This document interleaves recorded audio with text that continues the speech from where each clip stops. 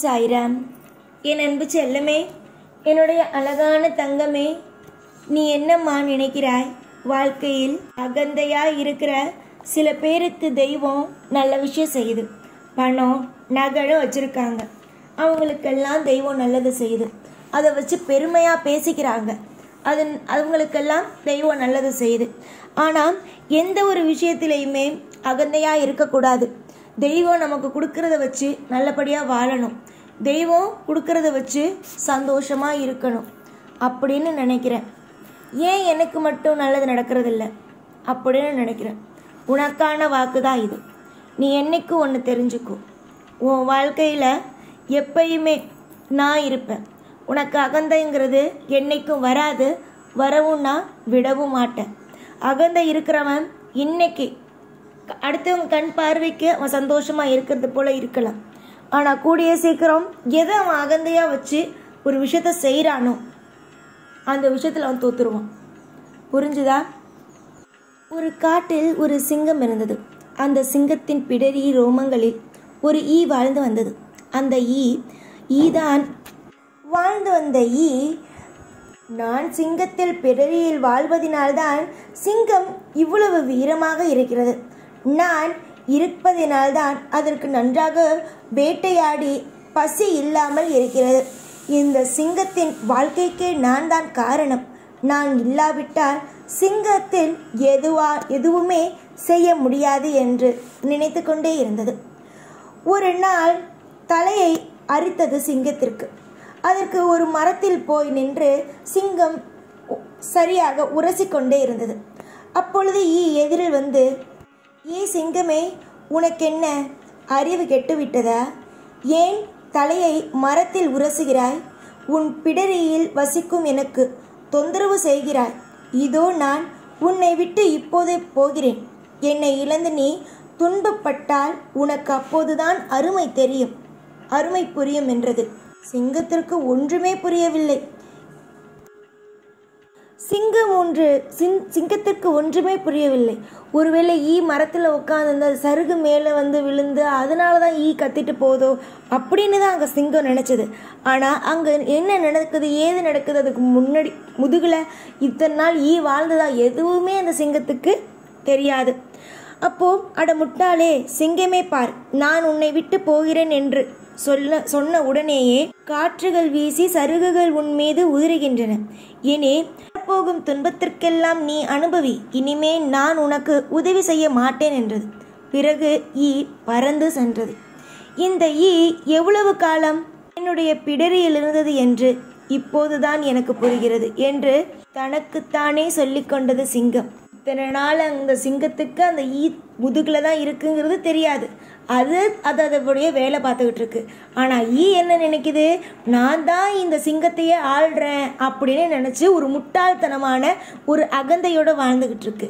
இனிமே போய் எந்த இடத்துல போய் அது வீடு தேடும், எந்த இடத்துல போய் குடியிருக்கும், பாதுகாப்பான இடத்த வந்து விட்டுட்டு இத்தனை காலமாக வாழ்ந்துக்கிட்டு இருந்த அந்த சிங்கத்தோட பின்னாடி இருக்கிற முதுகில் உட்காந்துட்டு இருக்க அந்த ஒரு வசதி எங்க? இதெல்லாம் விட்டுட்டு போனது அந்த தான். அகந்தையால் அந்த தான் ஒன்றுமே இல்லாமல் இப்போ பறந்து போணுச்சு. இதனால் சிங்கத்துக்கு எந்த ஒரு நஷ்டமும் இருக்க போகிறதில்லை. தான் இல்லாவிட்டால் எதுவுமே நடக்காது என்று அகம்பாவம் கொண்டவர்கள் இந்த ஈக்களை போன்றவர்கள் தான் என்பதை இந்த கதை மூலமாக புரிந்து கொள்ள வேண்டும். சரியா? இடம் இதெல்லாம் முக்கியமல்ல. அறிவு திறமை இருந்தால் போதும் ஒருவன் வாழ்ந்து விடலாம். ஆனால் அந்த அறிவும் திறமையும் இல்லாதவன் தன்னால் தான் ஒரு குடும்பமே இயங்குது அப்படின்னு நினைப்பான். அதுதான் உன்னுடைய வாழ்க்கை உன்னால தான் இயங்குது. புரியுதா? உன்னுடைய வாழ்க்கை உன்னுடைய குடும்பம் உன்னால இயங்குது. ஆனால் மற்றவங்க என்ன நினைக்கிறாங்க? சொந்தக்காரவங்க உன் வீட்டில் வந்து சும்மா உட்காந்துருக்கவங்க எல்லாம் என்ன நினைக்கிறாங்கன்னா அவங்களால தான் இயங்குது அப்படின்னு நினைக்கிறாங்க. ஒரு நாள் ₹1 உனக்கு மற்றவங்க கொடுத்துட்டாங்க அப்படின்னா அந்த ₹1 வச்சு உன்னால் மற்ற பிழைப்புகளை பார்க்க முடியுமா? ஆனால் காலம் முழுக்க உழைச்சி ஒரு மிகப்பெரிய ஒரு இடத்த உருவாக்கியிருக்க. ஆனால் அதை யாருமே புரிஞ்சிக்கலையே. அதுதான் இந்த கதையில் உன் வாழ்க்கையை தானே நீ பார்க்குற, செய்கிறதெல்லாம் நீ. ஆனால் பேர் வாங்கிக்கிறதெல்லாம் வேற யாரோ. அதுதான் இத்தனை நாள் அந்த ஈ நினச்சது அந்த சிங்கத்துக்கு ராஜா பதவி கிடைச்சதோ, அதே மாதிரி அதுக்கு நல்ல வேட்டையாடி சாப்பாடு கிடைச்சதோ அதனால தான். ஆனால் அதனுடைய திறமையினாலும் அதனுடைய கம்பீரத்தினாலையும் தான் அது வாழ்ந்துச்சு தவிர அந்த ஈயினால் இல்லை. அந்த ஈ தான் இப்போது தப்பான முடிவெடுத்து அந்த இடத்திலிருந்து காலி செஞ்சு போயிருக்கு. அது அனுபவிக்க வேண்டியது இன்னும் நிறைய இருக்குது. புரிஞ்சிச்சா? அகந்தையாக இருக்கிறவன் இந்த உலகத்தில் வாழ்கிறது கஷ்டமான ஒரு விஷயம். ஆரம்பத்தில் அகந்தையாக இருக்க, எனக்கு எல்லாமே கிடைக்கும், நான் அப்படி இருப்பேன் இப்படி இருப்பேன்னு சொல்கிறதெல்லாம் சும்மா பேச்சு. ஆனால் அகந்தையாக இருக்கிறது ரொம்ப ரொம்ப கஷ்டம் தெரியுமா? வாழ்கிறது பார்க்குறவங்க இவன் அகந்தையாக இருக்கான், இவன் நல்லா இருப்பான் அப்படின்னு நினைக்கிறாங்க.